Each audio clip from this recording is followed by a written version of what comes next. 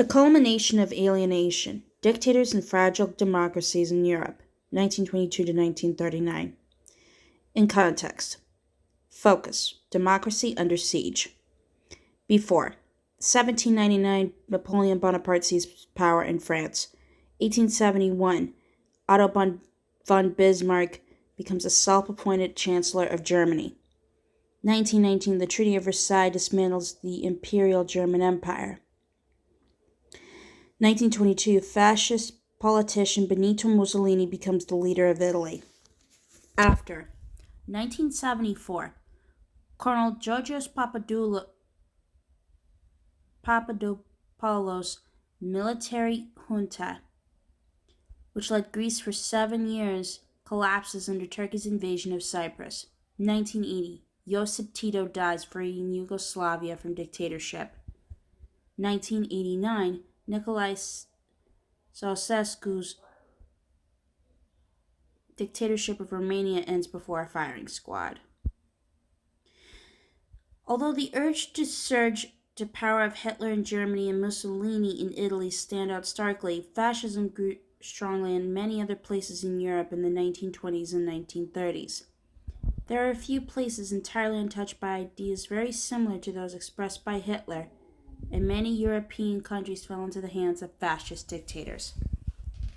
The tide of fascism was strongest in Eastern and Central Europe, a region squeezed between the threat of Stalin's communist Russia and the capitalist West. But there was considerable support for fascism in France, Britain, and the United States.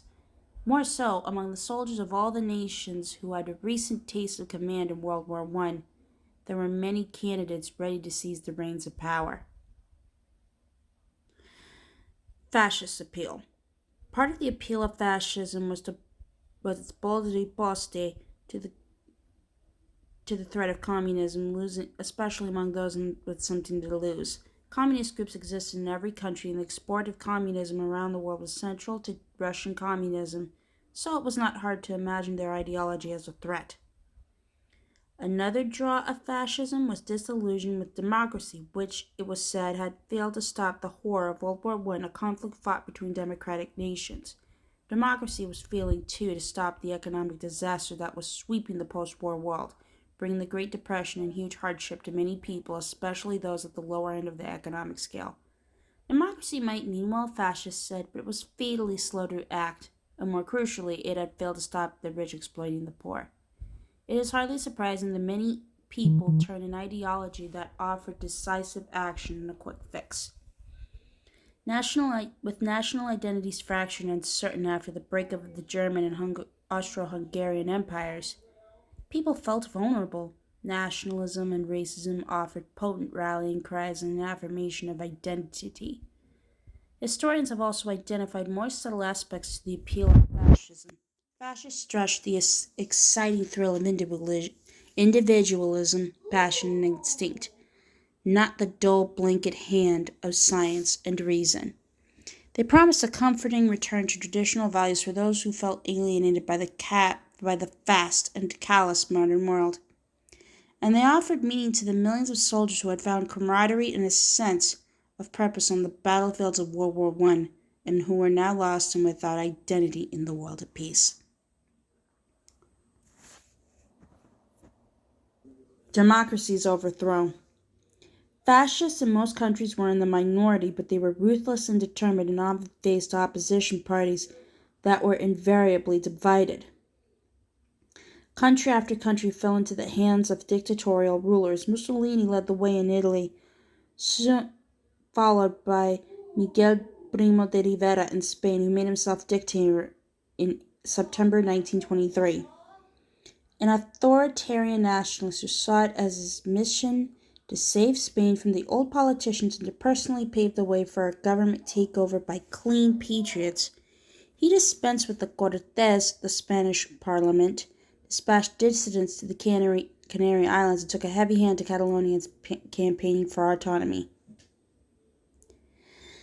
In neighboring Portugal, Antonio de Oliveira Salazar assumed control in 1926 after a military coup and became prime minister of a one-party state after elections in 1932. Historians are divided over either Salazar was fascist or simply authoritarian, but his grip on power reflected the prevailing pattern of right-wing military takeovers. Military might. The same year Salazar came to power, another army officer decided to take the matters into his own hands. In Poland, Marshal Józef Pilsudski marched into the Warsaw at the head of an army, demanding more decisive government. An election gave him an overwhelming mandate, but he refused to become president because he deemed the role to have insufficient power. 5 months later, he made himself prime minister and ruled as a dictator for the next 9 years. In Lithuania, meanwhile, a military coup toppled the elected government and put the right-wing Lithuanian Nationalist Union Party, led by Antanas Smetona, into power. The pretext was a Bolshevik plot, and Smetona immediately had 350 communists arrested. Evidence of a plot was never found, but Smetona stayed in power, banning all other political parties for 14 years. The USSR then invaded on the pretext that it was saving Lithuania from fascists, although Smetona's rule was more authoritarian than totalitarian. In Latvia, democracy barely survived a similar crisis to that of its Baltic neighbor. 2 years later, the earthquakes of fascism and nationalism began to strike the heart of the continent in Central Europe. In the kingdom of the Serbs, Croats, and Slovenes, a nation set up in 1918, with Serbian Prince Alexander as king in 1921, an attempt was made to overcome national and ethnic rivalries. Bitter divisions between the Serbs and Croats came to a head in 1928, when Croat opposition leader Stjepan Radić was shot and killed in Parliament in Belgrade during a heated debate. With the country descending into chaos, Alexander made himself sole ruler on January 6, 1929. In what came to be called the January 6 dictatorship, Alexander declared nationalities irreverent, divided the country into 9 regions, and changed its name to Yugoslavia, as it remained until the country's collapse in the 1990s. Further to the south, democratic Greece swung uneasily between dictatorship, republicanism, and monarchy, finally succumbing to the totalitarian leadership of General Ioannis Metaxas in 1936. Nazism and anti-Semitism. To aid his country's failing economy, Austrian Chancellor Johann Schober successfully fought a cut in the reparations owed to Czechoslovakia and Yugoslavia for their exploitation by the Habsburg Empire. Shortly after, in September 1930, the Heimwehr, a right-wing militia that echoed the brown shirts in Germany, took over the government and began to clamp down on all opposition. At the November elections of that year, although Austrian voters decisively rejected the Heimwehr and voted the socialists to power, it proved to be only a temporary reprieve for Democrats. As Hitler came to power in Germany, Nazis enjoyed growing influence in Austria. By summer 1933, the once banned swastika was flown freely in Vienna, and Nazi sympathizers marched through the streets. By 1938, Austria had become a part of Nazi Germany. Meanwhile, egged on no doubt by Nazism and the general tide of racism, anti-Semitic views grew in popularity in countries such as Hungary and Romania, where the Iron Guard was created by charismatic fascist politician Corneliu Codreanu. Although still a minority party in 1930, the Iron Guard's violence against Jews was extreme. By the mid-1930s, it joined with other ultra-right parties to demand the elimination of Jews and Hungarians from Romanian public life. Similarly, those with communist views were imprisoned. In Britain, Sir Oswald Mosley, supported by Press and Baron Lord Rothermere, formed the British Union of Fascists and its uniformed force, the Black Shirts. But despite some establishment sympathy for fascism and admiration for Hitler, there was serious public opposition. In October 1936, anti-fascist demonstrators, trade unionists, communists, anarchists, British Jews, Irish dockers, and socialists clashed with police at a fascist march in London. The Battle of Cable Street is seen as the defeat of British fascism. Wearing political uniforms in public was soon banned.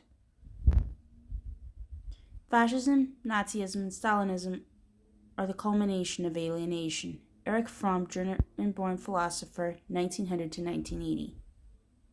Communist repression. Fascism proved to be only one side of the extremist politics taking hold in the interwar years. In Russia, Joseph Stalin cemented his grip on power to create a communist system that was as brutal and totalitarian as Hitler's. During the Cheka, using the Cheka, the Bolshevik security agency, and the NKVD secret police, Stalin not only ruthlessly eliminated his opponents, with many sent to the gulags, executed, or simply murdered, but conducted one of the horrific campaigns of repression in history. In 1929, Stalin launched the kulakization, a program that involved removing the prosperous kulaks, or peasants, from the land to make way for collective farms. The kulaks were shot or imprisoned by the local secret political police, sent to Siberia, the North Urals, or Kazakhstan after confiscation of their property, or evicted from their houses and used in labor colonies within their own districts. This brutal repression is now regarded as genocide. More than 5 million Soviet citizens are thought to have died as a result. As the war loomed in the late 1930s, democracy was hanging by a thread across the world, assailed by fascism, communism, and other forms of extremist politics. Charles Lindbergh. Handsome all-American hero Charles Lindbergh became famous in 1927 when he made the first non-stop solo flight across the Atlantic between New York and Paris. His fame increased tragically when his 2-year-old son was kidnapped and murdered 5 years later. In 1938, Lindbergh was asked by the U.S. government to tour Germany to inspect its growing air fleet. While there, he fell under Nazism's spell. Just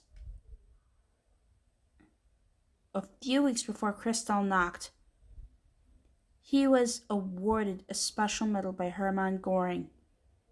Thereafter, he became an apologist for Hitler, claiming that he had accomplished results, good in addition to bad,